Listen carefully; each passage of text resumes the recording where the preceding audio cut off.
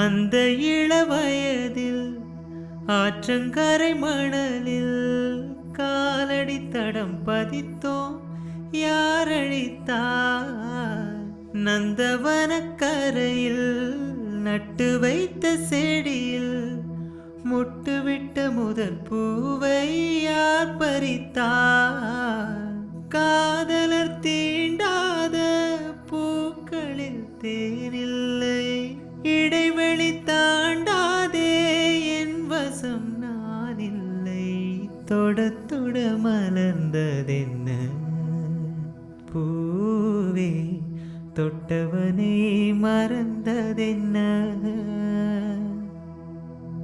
பார்வைகள் புதிதா, ஸ்பரிசங்கள் புதிதா, மழை வர பூமி மறுப்பதென்ன?